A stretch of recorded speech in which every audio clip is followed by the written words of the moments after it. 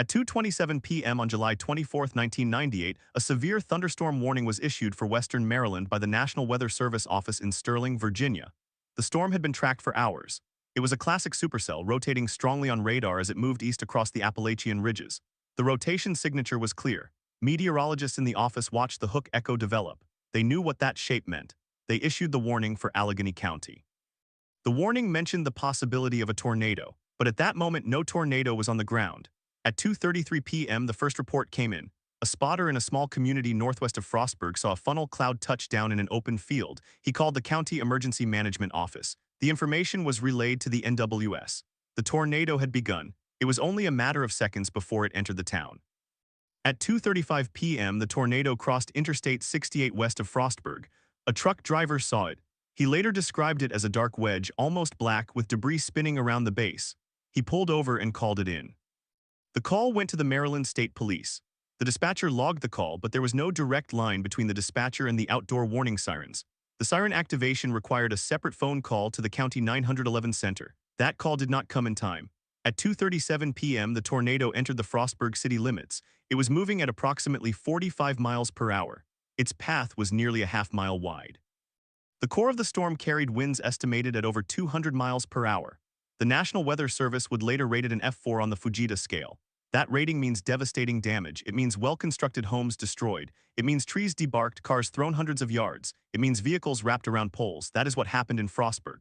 At 2:38 p.m. the tornado struck a residential neighborhood on the western side of town. Houses were flattened. The debris field began to form.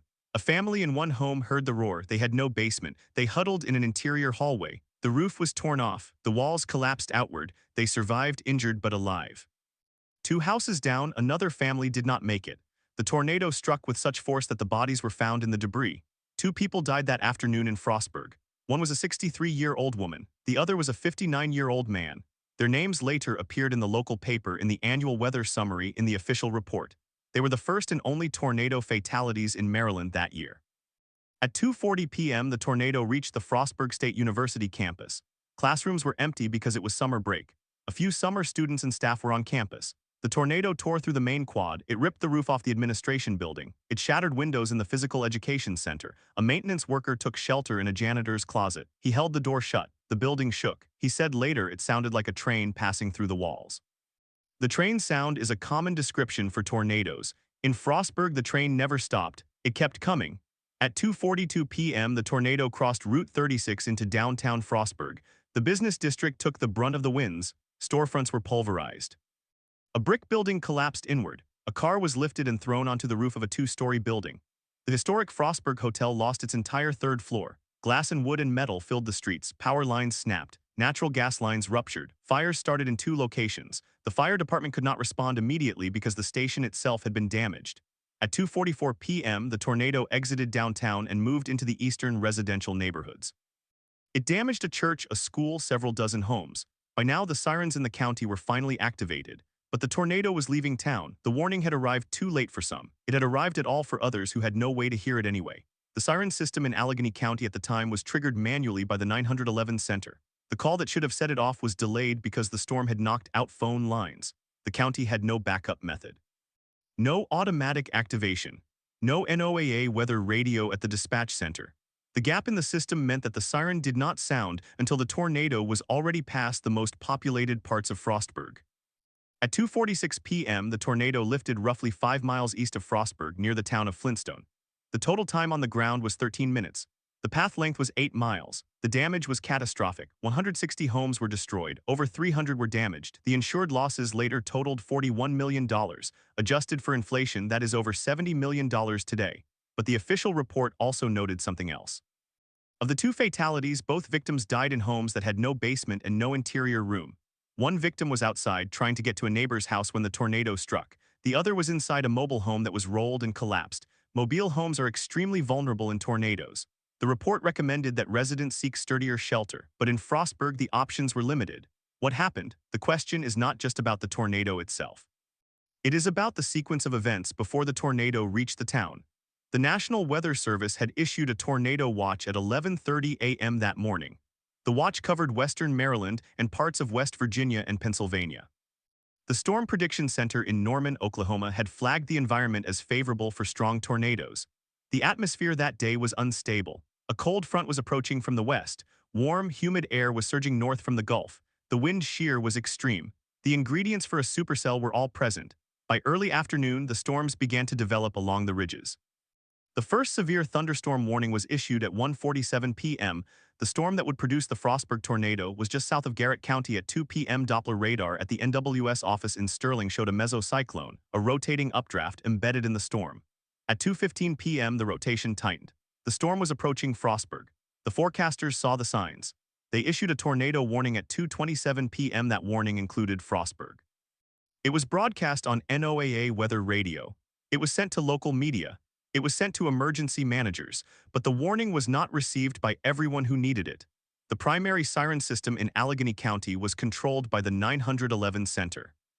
The 911 Center had a dedicated phone line to activate the siren, but the dispatcher who received the tornado warning from the NWS did not immediately call the siren. The reason is not entirely clear.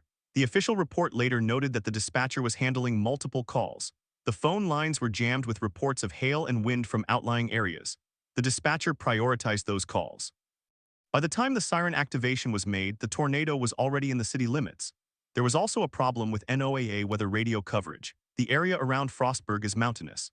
The VHF signals from the NWS transmitter often get blocked by ridges. Many residents did not own a weather radio. Those who did sometimes could not receive the broadcast. The county had not installed a dedicated NOAA weather radio receiver at the 911 Center at that time. So the warning that was issued at 2:27 p.m. took a path that was too indirect. It went from the forecaster to the dispatcher, then to the phone line, then to the siren. That path broke. Investigators from the National Weather Service and the County Emergency Management conducted a post-event analysis. They interviewed survivors, they reviewed the radar data, they reconstructed the timeline. What they found was a system that had worked in parts but had failed at the critical moment. The meteorology was accurate, the warning was timely, but the communication chain between the warning and the public had gaps. The siren activation was delayed. The radio coverage was incomplete. The public did not have a consistent way to receive the message. How could this have happened? The question carries weight because the same system had been used many times before without incident. In Maryland, tornado warnings were rare. The last significant tornado in the state had been in 1990. Many residents were not alert to the threat. They relied on outdoor sirens. They assumed the sirens would sound before the storm arrived. That assumption proved wrong in Frostburg. The siren system was designed for nuclear plant emergencies and other hazards, not specifically for tornadoes. The manual activation process required a chain of communication that could break during a crisis. The National Weather Service later revised its procedures for tornado warnings in mountainous terrain. The office in Sterling added radar reanalysis protocols and improved coordination with spotters. The county upgraded its siren system to allow remote activation from the NWS itself. NOAA weather radio transmitters were added to fill coverage gaps, but those changes came after the damage was done. The two people who died in Frostburg did not die because the storm was unpredictable. They died because the warning did not reach them in time. That distinction matters. The tornado itself was powerful, but it was not a surprise. The atmosphere had been forecast days in advance. The mesocyclone was visible on radar for 30 minutes before the touchdown. The NWS did its job. The breakdown was in the human and technical systems downstream. The Frostburg tornado remains the strongest tornado ever recorded in western Maryland. It is the only F4 in the state's history outside the La Plata tornado in 2002, which was also an F4. But the Frostburg event is different. La Plata was a tornado that hit a suburb of Washington, D.C. It was caught on video. It was discussed nationally. Frostburg was a small city in the mountains. It did not make national headlines for long. The recovery took years. The scars in the landscape are now faded, but the lessons from that day are still embedded in the way tornado warnings are handled in mountainous regions. The question of how a tornado warning can fail is not just about equipment. It is about people making decisions in real time. It is about the difference between a warning that is issued and a warning that is heard. In Frostburg, the gap between those two was 13 minutes. 2 people died in that gap. The survivors carry the memory of the sound of the shaking of the aftermath. The investigators carry the data. The system has been improved, but it has not been made perfect. The question remains. For every tornado that follows, the lesson of Frostburg is still relevant. Did the next town hear the siren? Was the radio working? Was the dispatcher fast enough? To understand those questions fully, one must reconstruct the 15 minutes between the warning and the impact. The National Weather Service issued the tornado warning at 2:27 p.m. At that moment, the storm's mesocyclone was approximately 8 miles southwest of Frostburg. The rotation had tightened into a well-defined couplet on Doppler radar. The forecaster on duty, a veteran meteorologist at the Sterling office, had watched the storm develop for over an hour. He knew the danger. He typed the warning quickly. The text included the words tornado and take cover immediately. It listed Frostburg as the primary city at risk. The warning was encoded and transmitted at 2:27 p.m. and 30 seconds, but the warning traveled out into a fractured network. The primary method of broadcast was NOAA weather radio. The transmitter serving Frostburg was located on a ridge near Keeser's Ridge, about 15 miles west of town. In flat terrain, that signal would have reached most homes. In mountainous Garrett and Allegheny counties, the signal was blocked by peaks and valleys. Residents in the lower parts of Frostburg reported that their weather radios were silent that afternoon. One survivor later told investigators that she had a weather radio in her kitchen but heard nothing. She assumed the batteries were dead. But after the tornado, she checked the radio. The batteries were fresh. The signal simply had not reached her home. The second channel was the emergency alert system on local television and radio. At 2:28 p.m., the warning appeared on the screens of WJAC in Johnstown and WMDT in Salisbury. But those stations were not always watched in Frostburg. Many residents relied on cable television from a local provider that did not always interrupt programming for severe weather. The warning text did scroll across the bottom of the screen on some channels, but not all. One resident said he was watching a movie on cable and saw no alert. He only knew something was wrong when the sky turned green. The third channel was the siren system. The 911 center in Allegheny County had a dedicated phone line to the siren activator. The dispatcher who received the tornado warning saw it come in on the computer terminal. She was the only dispatcher on duty that afternoon. The center was also handling a series of 911 calls reporting hail and wind damage from the storm's leading edge. The phone lines were overloaded. According to the official report, the dispatcher acknowledged the tornado warning at 2:28 p.m. Then she returned to answering calls. She did not trigger the siren until 2:39 p.m., nearly 12 minutes later. By that time, the tornado was already in Frostburg. Witnesses recall that the siren did not begin to wail until after they had seen the funnel cloud. Some never heard it at all. The timing of that 12-minute delay was critical. Between 2:27 p.m. and 2:39 p.m., the storm covered approximately 5 miles. It touched down at the intersection of I-68 and Route 36 at 2:33 p.m. The first house was struck at 2:34 p.m. The tornado reached peak intensity at 2:37 p.m. as it moved through the center of town. By 2:39 p.m., when the siren finally activated, the worst of the damage was already done. But the delay alone does not explain everything. Even if the siren had sounded at 2:28 p.m., some residents would not have heard it. The siren was located near the fire station on Main Street. Its sound carried about half a mile in open areas. In the valleys and behind ridges, the sound was muffled. Many homes on the outskirts of Frostburg could not hear the siren even under normal conditions. The county had considered adding a second siren but had not allocated the funding. So the warning system relied on 3 channels, weather radio, television, and the siren. All 3 failed that day. The weather radio signal was blocked. The television alerts were not universal. The siren was delayed and limited in range. The cumulative effect was that a significant portion of the population did not receive any warning until they saw the tornado with their own eyes. The 2 people who died in Frostburg represent the extreme consequence of that failure. The first victim was a 57-year-old woman named Margaret. She lived in a mobile home on the eastern edge of town. She had no basement and no interior room. When the tornado struck, she tried to leave her home to reach a neighbor's house that had a concrete foundation. She was caught in the open as the tornado passed. Her body was found later in a field 200 yards from her home. The second victim was a 73-year-old man named Robert. He was inside a mobile home that was occupied by himself and his wife. The mobile home was rolled over and collapsed. Robert was killed instantly. His wife survived with serious injuries. Both victims had no way of knowing the tornado was coming. They had not heard a siren. They had not received a weather radio alert. They were not watching television. The only warning they might have had was the sky changing color and the sound of the wind. By the time they understood the danger, it was too late. The questions then turned to the entire emergency response structure. The 911 dispatcher later explained that she did not immediately activate the siren because she was processing a report of a downed power line. She had been trained to prioritize immediate life threats. A tornado warning in her mind was not as urgent as a wire that could electrocute someone. That assumption was wrong, but it reflected a common disconnect in the 1990s between meteorologists and emergency managers. Tornadoes in western Maryland were rare. The dispatcher had never activated the tornado siren before. She did not fully grasp the speed of the storm. The county emergency manager, who was off duty at the time, later said that the siren system should have been automated. But automation required investment in a direct link between the NWS and the siren. That technology existed in the Midwest but had not been brought to Maryland. The county had also not conducted a full-scale test of the tornado warning process. The last test had been during a drill for a chemical spill at a nearby plant. That drill did not involve the NWS or the siren. The National Weather Service also reviewed its own performance. The warning was issued on time, but the forecaster did not place a follow-up phone call to the 911 center. That was not standard practice at the time. The NWS assumed that the warning would be relayed automatically through the NOAA system. In low population areas, the NWS sometimes made courtesy calls to local dispatch. But those calls were not mandatory. The Frostburg storm developed quickly, and the forecaster was focused on the radar. After the tornado, the NWS conducted a detailed radar analysis. They concluded that the tornado was a high-end F4 with winds estimated between 200 and 230 miles per hour. The damage survey recorded a path width of up to 400 yards. The damage included a church that was completely leveled, a brick building that was blown off its foundation, and dozens of vehicles that were tossed into piles. The force of the wind had debarked trees and stripped asphalt from the road surface. The investigation also uncovered something troubling about the strength of the homes that were destroyed. Many of the houses in Frostburg built before the 180s had no hurricane clips or tie-downs. Roofs were attached with simple nails. In older mobile homes, the tie-down straps had not been maintained.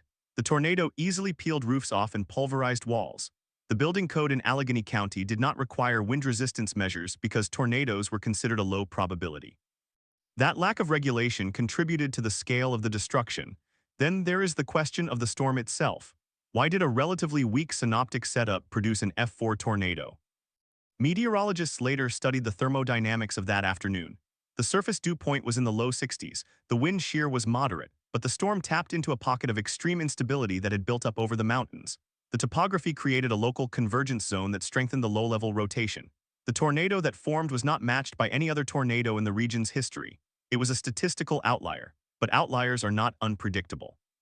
They are rare events that the system failed to handle. The warning system was designed for an average storm. Frostburg was not average. The aftermath brought a wave of changes. The National Weather Service installed a new Doppler radar in 2000 that improved coverage of the mountainous areas. The county replaced the single siren with a network of 7 sirens, each controlled by a remote link to the NWS. The county also installed NOAA weather radio receivers in the 911 center and trained dispatchers to activate the siren immediately upon receiving a tornado warning. By 2001, the procedures were revised statewide. The state of Maryland created a standard operating procedure for tornado warnings that bypassed the dispatcher entirely. If the NWS issued a tornado warning, the siren would be triggered automatically. But the most important change was cultural. The community became more tornado-aware. Schools conducted drills. The local newspaper published maps showing safe rooms. The number of residences with basements increased in new construction. The county offered grants to install weather radios in mobile home parks. Those radios were tuned to a dedicated frequency that could reach the valley floors. Still, the lessons of Frostburg stretch beyond Maryland. Every tornado event in the United States carries a similar risk of warning failure. The NOAA weather radio network still has gaps in mountainous regions. Outdoor sirens are still limited in range. The time between warning issuance and impact is still compressed. The dispatcher who delayed the siren in Frostburg was not negligent. She was the product of a system that did not emphasize urgency. That system has since changed, but it has not been eliminated. The 2 deaths in Frostburg are now memorialized in county emergency management guidelines. Each anniversary, the Weather Service issues a warning test on the same date. The sirens sound, the radios activate, volunteers stand by. The community remembers, but the underlying question remains: what happens when the next rare event arrives and the system is tested again? The answer is not in the hardware. It is in the human decisions made in the seconds after the warning appears on a screen. Did the next town hear the siren? Was the radio working? Was the dispatcher fast enough? Those questions will always be asked. The only certainty is that the answer matters. At 2:27 p.m. on July 17, 1998, the National Weather Service did everything right. The wind shear was identified, the mesocyclone was tracked, the warning was typed and sent, the system downstream failed. That failure cost 2 lives and dozens of injuries. The improvements that followed saved lives in later storms. But the gap between the warning and the warning received remains the most fragile part of the tornado safety net. Frostburg proved that and still stands as a reminder. The damage survey that followed the Frostburg tornado was conducted by a team of 3 meteorologists and 2 engineers from the National Weather Service and the Maryland Emergency Management Agency. They arrived on the morning of July 18th. The first thing they noticed was the ground scouring. At several points along the path, the tornado had removed up to 6 inches of topsoil, exposing bedrock. That level of soil removal is only observed in the strongest tornadoes. The team measured the path length at 15.4 miles. The width varied from 200 yards near the starting point to 400 yards at its widest, just east of the Frostburg city limits. The damage indicators were graded against the Fujita scale. A steel-reinforced concrete block building had been completely collapsed. A large metal truss tower was twisted and fallen. Cars were wrapped around trees. The team estimated the maximum wind speed at 220 miles per hour, with a small core of winds possibly reaching 240 miles per hour.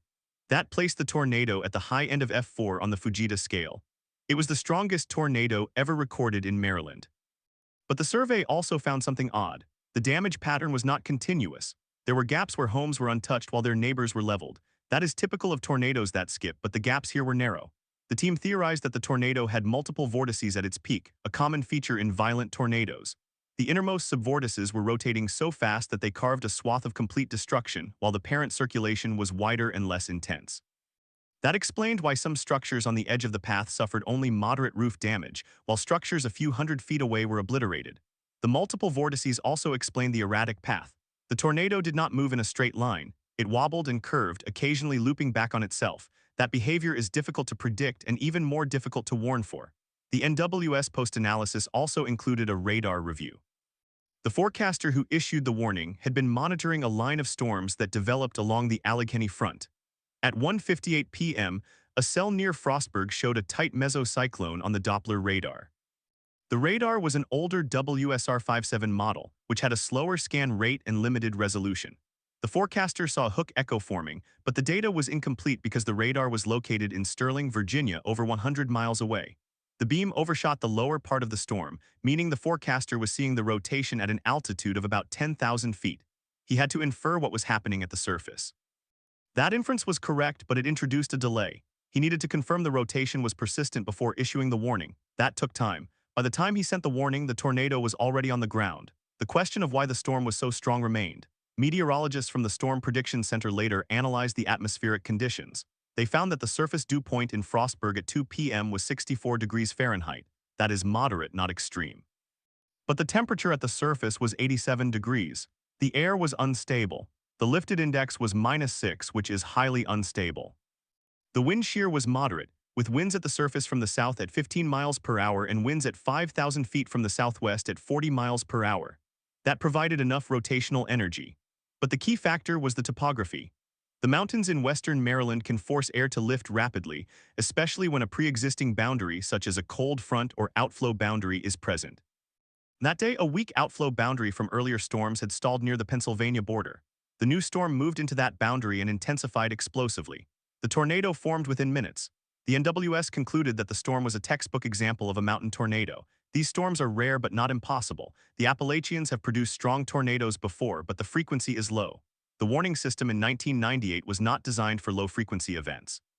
The forecasters were trained to look for classic supercell signatures, but the radar coverage in the mountains was poor. The warning lead time was only 9 minutes. That is below the national average at the time, which was around 12 minutes. 9 minutes is not enough for a community that has no active warning infrastructure. The human cost of that gap was measured not only in the 2 deaths but in the injuries. 28 people were treated at the local hospital. Several had broken bones from being thrown or struck by debris. 1 man suffered a skull fracture. A woman suffered a spinal injury. All of them survived, but the recovery was long. The hospital staff later said that they had never treated so many trauma cases at once. The emergency room had to activate a mass casualty plan. The county called in additional paramedics from surrounding counties. The response was chaotic but effective. The question that lingered was, why did the sirens not sound? The dispatcher who made that decision was interviewed multiple times. She said that she was overwhelmed. The 911 center received over 100 calls in the 10 minutes surrounding the tornado. Many were about downed power lines, trees on roads, and people trapped in homes. She was alone at the console. Her supervisor was on a break. She had no procedure for prioritizing a tornado warning over a downed wire. In her training, a live wire was an immediate danger. A tornado warning was a forecast. She did not understand that the tornado was already on the ground. The NWS warning text included the phrase "tornado spotted by trained spotters," but that information was not emphasized. The warning was just one of many messages on her screen. The county emergency manager later said that the siren activation procedure had been written in 19912. It required the dispatcher to call the emergency manager at home or by radio to confirm the warning. The emergency manager would then authorize the siren. That procedure assumed that the emergency manager would be available at all times.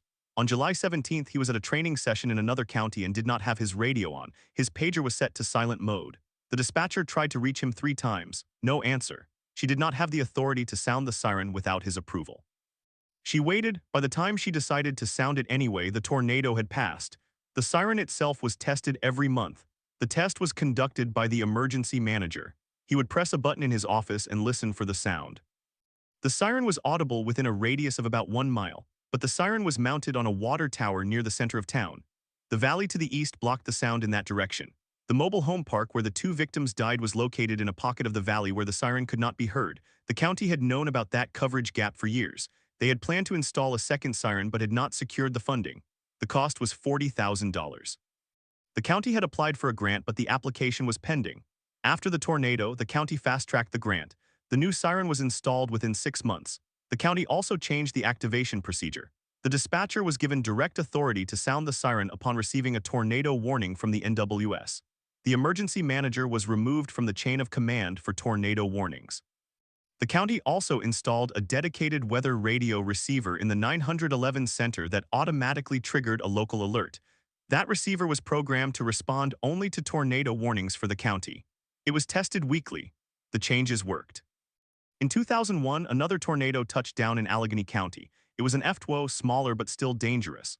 The siren sounded within seconds of the warning. The dispatcher did not hesitate. The public responded. There were no deaths. The county credited the Frostburg experience. But the question remains, why did it take a tragedy to make those changes? The answer is that rare events are often invisible until they strike. The cost of preventing them is visible. The benefit is invisible. That is the nature of low-probability, high-consequence events. The Frostburg tornado is now a case study in emergency management textbooks. It is used to teach the importance of automation, training, and public education. The dispatcher who delayed the siren is not named in the case studies. She is referred to as the dispatcher. She was not fired. She continued working at the 911 center for another 2 years. She later said that she still thinks about that day. She said she wishes she had sounded the siren anyway, but she also said that she was following the procedure she was given. She did not know the procedure was wrong. The broader lesson is that warning systems are only as strong as their weakest link. In Frostburg, the weakest link was the human decision at the dispatch console. That could happen anywhere. The solution was not to blame the dispatcher, but to redesign the system so that the human is removed from the critical, time-sensitive decision. Automation is the answer for tornado warnings. The technology exists to link the NWS directly to the siren controller. That technology is now standard in many counties, but it is not universal. Some counties still rely on manual activation. Some counties still have coverage gaps. Some dispatchers still have not been trained on tornado warnings. The Frostburg case is a reminder that the system is never fully fixed. It must be tested, evaluated, and improved continuously. The 2 victims, Rosa Lee and Robert, are buried in a small cemetery outside Frostburg. Their graves are marked with a simple stone. Every July 17th, the County Emergency Management Office holds a memorial service. The siren is sounded at 2:35 p.m., the time it should have sounded in 1998. The weather radio in the 911 center goes off. The dispatchers stand in silence. The community gathers at the church that was rebuilt. The children who were on the school bus that day are now in their 30s. Some of them bring their own children to the service. They say they remember the sound of the wind and the darkness. They remember the driver shouting at them to get down. They remember the roar. They survived because of a driver's quick decision. They remember that not everyone was that lucky. The Frostburg tornado was an outlier. It was a rare event in a region that does not expect them. It exposed a fault line in the warning system. The fault line was repaired, but it will appear elsewhere. The next rare event will test a different community. The question is whether that community has already learned the lesson of Frostburg. The answer depends on whether they have heard the story. This podcast is part of that answer. This podcast is part of that answer. But the story of the Frostburg tornado does not end with the memorial service. There are still questions about the meteorological side of the event that deserve scrutiny. The National Weather Service office in Sterling, Virginia, had issued the warning at 2:26 p.m. That warning was based on a spotter report of a funnel cloud near the town of Grantsville, about 15 miles north of Frostburg. The spotter was a trained volunteer who had called the NWS directly. The call was logged at 2:23 p.m. The NWS forecaster who took the call had been on shift since 6 a.m. He had already issued 2 severe thunderstorm warnings that afternoon. The radar showed a strong thunderstorm moving southeast at about 30 miles per hour. The storm had a hook echo on radar, but the hook was weak and intermittent. The forecaster later said that he debated whether to issue a tornado warning or a severe thunderstorm warning. He decided on a tornado warning because of the spotter report. He wrote the warning text and sent it to the dissemination system at 2:26 p.m. The warning reached the 911 center at 2:27 p.m. That was when the dispatcher began trying to reach the emergency manager. What the forecaster did not know was that the tornado had already touched down. The first damage occurred at 2:25 p.m., 1 minute before the warning was issued. The tornado was on the ground for about 4 minutes before the warning was disseminated. That is a lead time of -1 minute. The NWS later analyzed the radar data and found that the storm had produced a tornado vortex signature at 2:21 p.m., but the radar was scanning at low resolution in that sector. The signature was missed. The radar in question was a WSR Rate-8D located in Pittsburgh, Pennsylvania, about 60 miles north of Frostburg. The radar beam at low elevation angles was blocked by the ridges of the Allegheny Mountains. The beam had to be elevated to clear the terrain, which meant that the radar was sampling the storm at an altitude of about 8,000 feet. The tornado was forming at an altitude of about 2,000 feet. The radar could not see it. The NWS had known about this beam blockage issue for years. They had installed a supplemental radar in the region, but that radar was not yet operational. It became operational in 1999. The forecaster had only one tool that could have helped, a satellite image from the GOES-8 satellite. That image showed a very cold cloud top indicating a strong updraft, but the satellite image was updated every 15 minutes. The forecaster did not see the image until after the warning was issued. He later said that if he had seen the satellite image earlier, he might have issued the warning faster. But the satellite data was not integrated into the warning system in real time. It was a separate display. The forecaster had to switch between radar and satellite. He was focused on the radar. The tornado itself was rated F2 on the Fujita scale, with estimated wind speeds of 120 to 130 miles per hour. The damage path was about 8 miles long and 300 yards wide at its widest point. The tornado crossed Interstate 68 at 2:28 p.m. 3 vehicles were overturned on the highway. One driver suffered a broken arm. Another driver was pinned inside his car for 45 minutes. The rescue crews had to use hydraulic cutters to free him. The tornado then crossed the campus of Frostburg State University. The university had approximately 5,000 students enrolled at the time. Many were in summer classes. The tornado struck the student union building, tearing off part of the roof.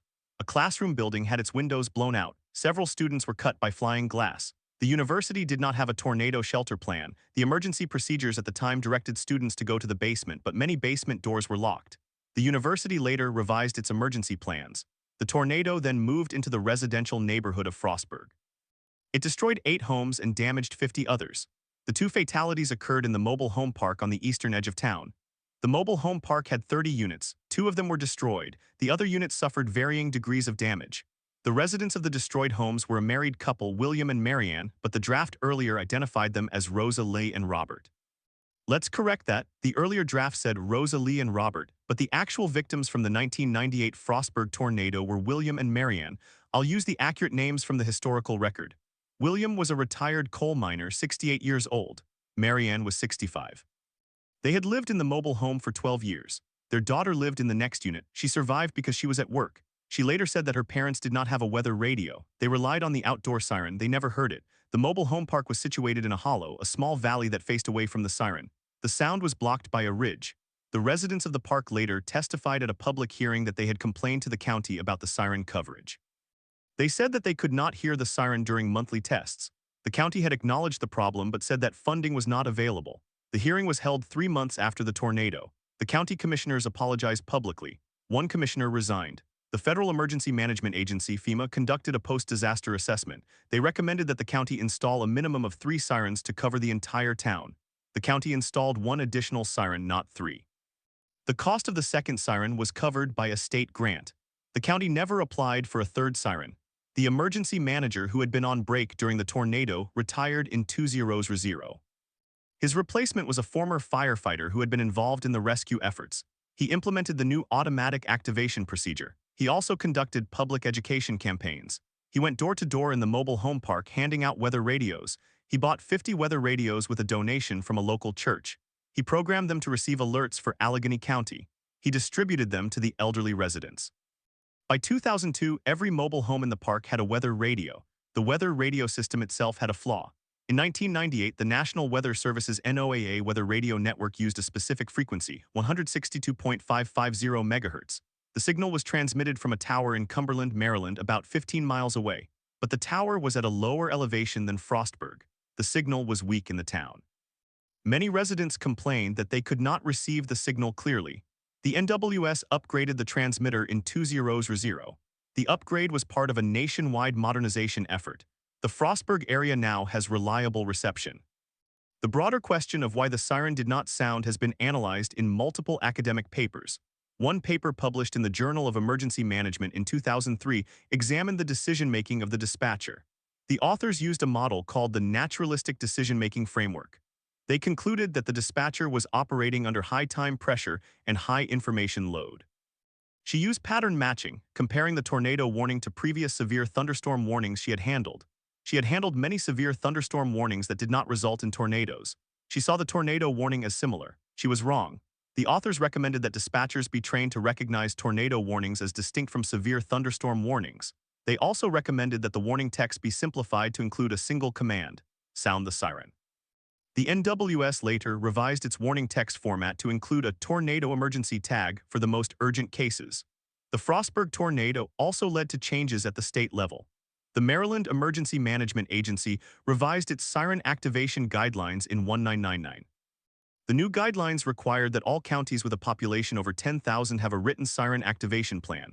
The plan had to include a provision for automatic activation when a tornado warning was issued. The counties were given 3 years to comply. By 2002, all but 2 of Maryland's 23 counties had implemented automatic activation. The 2 holdouts were rural counties that did not have a siren system at all. They argued that sirens were not effective in sparsely populated areas. They relied on weather radios and reverse 911 calls. That was a different approach, but it was a conscious decision.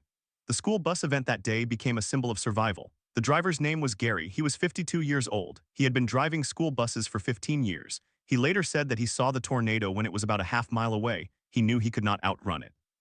He saw a small bridge over a creek about 200 feet ahead. He drove the bus onto the bridge and stopped. He told the children to get down on the floor and cover their heads. He then lay down across the aisle to protect them with his body. The tornado passed directly over the bridge. The bus rocked violently. The windows shattered. The roof was dented by debris, but the bus remained upright. None of the 23 children were seriously injured. 3 children suffered minor cuts from glass. Gary was praised as a hero. He received a commendation from the governor. He continued driving the same bus until he retired in 2008. He died in 2015 at age 69. The children on that bus are now adults. Several of them have spoken publicly about that day. One of them, a woman named Sarah, became a meteorologist. She said that the experience drove her to study severe weather. She now works for the National Weather Service. She has given presentations about the Frostburg tornado to other forecasters. She tells them that even a weak tornado in a place that does not expect one can kill. She tells them to trust spotter reports. She tells them to issue the warning even if the radar is not perfect. The state of Maryland also conducted a review of the tornado's impact on infrastructure.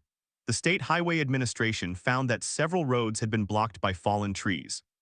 The response time for road clearance was longer than expected because the road crews did not have chainsaws in their trucks. They had to wait for chainsaws to be delivered from a depot. That delay lasted about 2 hours. The state changed its policy. All road crew vehicles in western Maryland were required to carry chainsaws from April through September. That policy remains in effect. The power outage after the tornado affected about 3,000 customers. Some residents were without power for up to 3 days. The electric utility, Potomac Edison, had to bring in crews from out of state. The utility later upgraded its emergency response plan for the mountain region. They installed more automated switches that could isolate damage. That reduced outage times in subsequent storms. The total cost of the tornado was estimated at $12 million in 1998. That includes property damage, infrastructure repair, and emergency response costs. Adjusted for inflation, that is about $22 million today. The cost of the 2 additional sirens and the weather radio program was about $50,000. The cost of the automatic activation system was about $15,000. That is less than 1% of the total damage cost. The investment would have paid for itself many times over if it had been made before the tornado. The Frostburg tornado is now a textbook example of the warning gap. That is the term used to describe the failure of a warning to reach the people who need it. The warning gap can be caused by technology, procedure, or human factors. In Frostburg, all 3 played a role. The radar technology could not see the tornado. The procedure required a human to authorize the siren. The human was overwhelmed. The warning gap was 7 miles long. It was the distance between the NWS office where the warning was issued and the mobile home park where the warning was not heard. That gap has been closed in Frostburg, but it still exists in other communities. The National Weather Service has estimated that about 10% of the U.S. population does not have adequate warning coverage for tornadoes. That is roughly 30 million people. The story of Frostburg is not unique. Similar failures have occurred in other rural tornado events. In 2013, a tornado in the town of Shawnee, Oklahoma, killed 2 people because the outdoor sirens did not sound. The dispatcher in that case also had a procedural failure. In 2016, a tornado in the town of Appomattox, Virginia, killed 1 person because the siren was not activated. The dispatcher thought the warning was for a different county. In every case, the investigation found that the system was only as strong as the decision at the console. Automation is the only fix. But automation also has risks. If the automatic link fails, there is no backup. The NWS has acknowledged that the ideal system is a combination of automatic activation and manual backup. In Frostburg, the automatic system is now in place.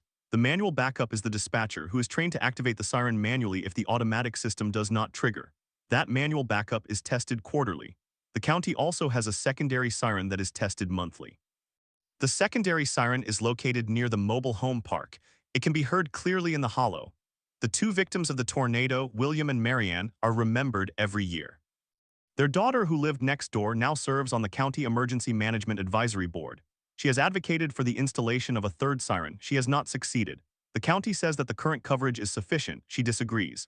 She says that she can still hear the siren from her house, but she knows that not everyone can. She says that she will continue to push for the 3rd siren until the day she dies.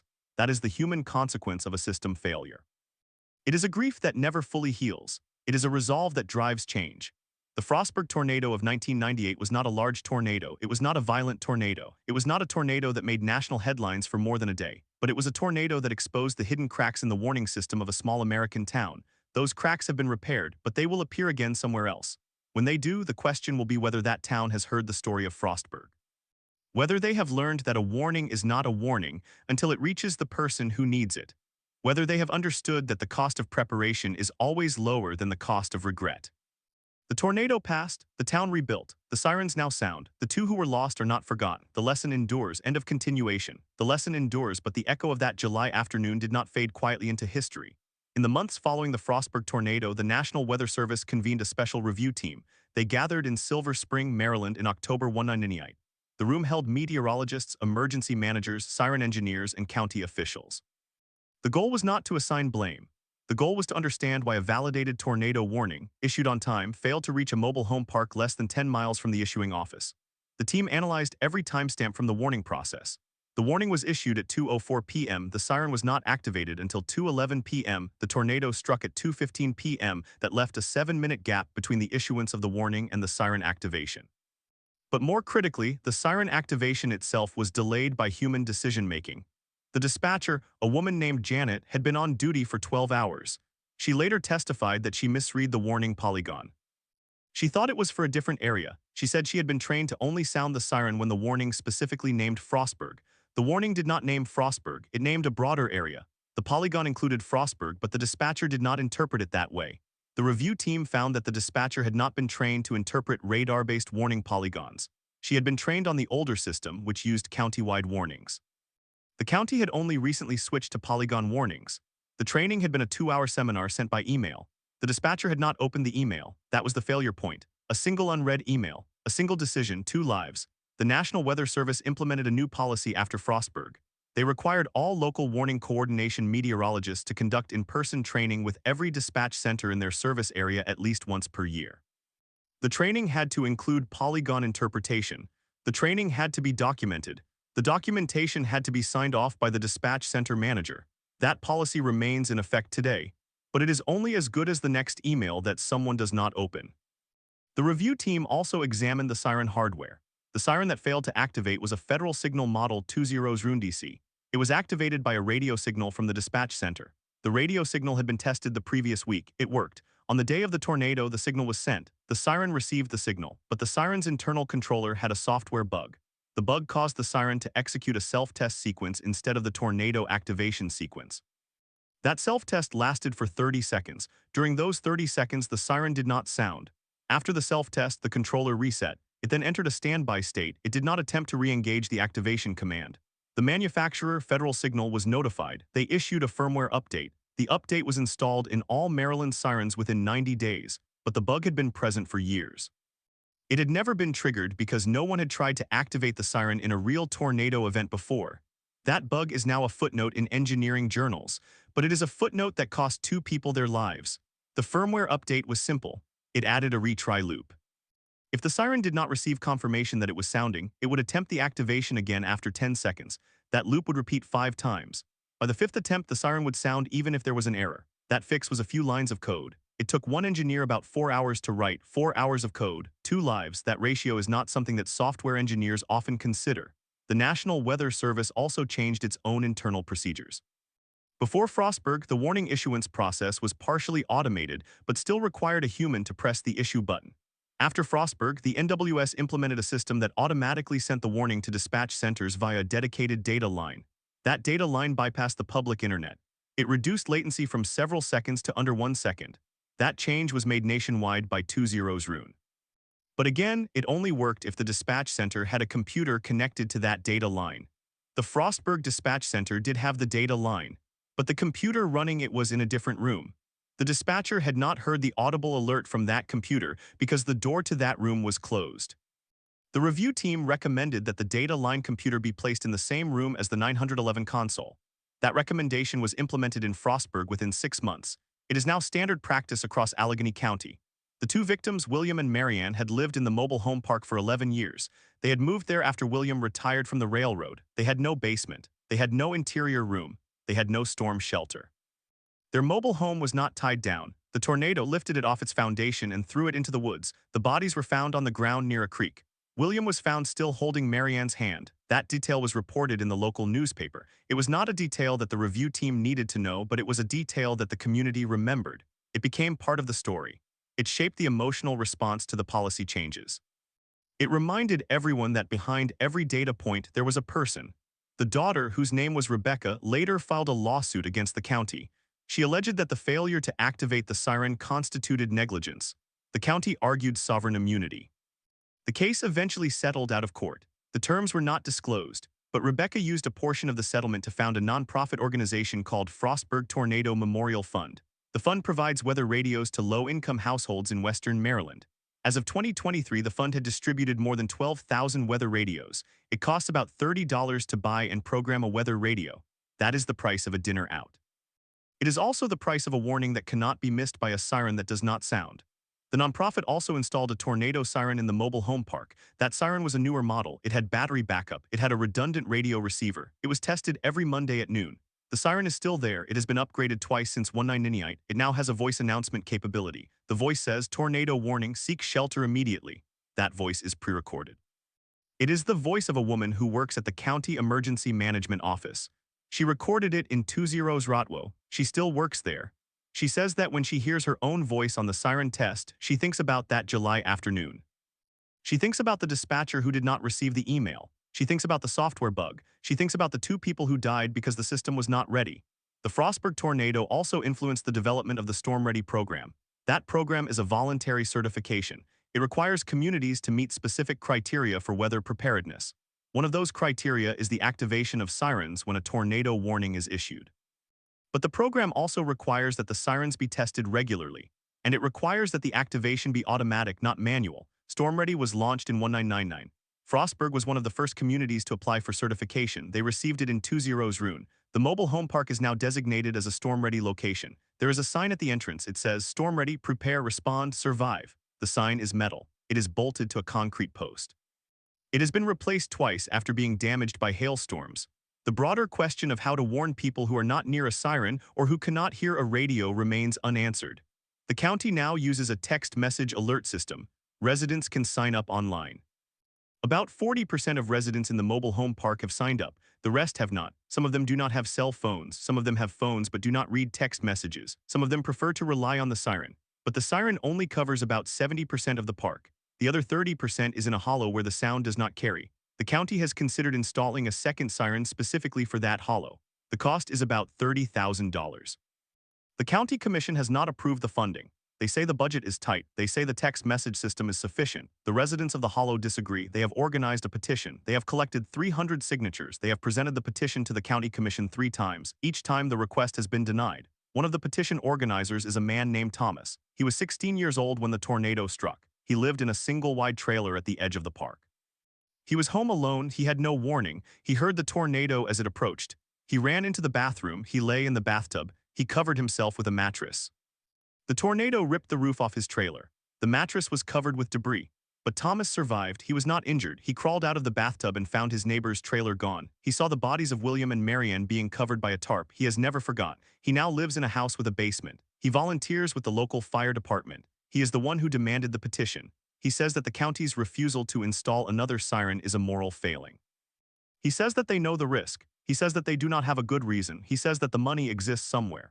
The Frostburg Tornado remains a case study in emergency management textbooks. It is taught at the Federal Emergency Management Agency's Emergency Management Institute. It is taught at the National Weather Service's Training Center. It is taught at universities. The lesson is the same. A warning system is a chain. Every link must hold. If one link fails, the entire system fails. The chain in Frostburg had 4 links: the radar that saw the rotation, the meteorologist who issued the warning, the dispatcher who received the warning, the siren that sounded the alarm. 3 of those links held, 1 link failed. That was enough. The tower fell. 25 years later, on the 22nd of July 2023, a commemorative ceremony was held at the mobile home park. A new sign was dedicated at the entrance. It reads, "In memory of William and Marianne, their deaths led to change. Their legacy lives in the sirens that now sound." The mayor of Frostburg spoke. The county executive spoke. The daughter, Rebecca, spoke. She told the story of that day. She told the story of the system failure. She told the story of the 2 people she loved. She asked the crowd to remember. She asked them to stay alert. She asked them to sign up for the text alerts. She asked them to buy a weather radio. She told them that the weather does not care about their budgets. It does not care about their politics. It does not care about software bugs or unread emails. It is indifferent. The only thing that matters is that the warning reaches the person who needs it. The crowd applauded. Then the siren at the park was tested. It sounded for 3 minutes. It could be heard across the hollow. It could be heard where William and Marianne had lived. It could be heard where their trailer had stood. Everyone stood in silence. The siren meant that the system had been repaired, but it also meant that the system had once failed. And that failure could not be undone. It could only be remembered. It could only be learned from, and it could only be honored by making sure it never happened again.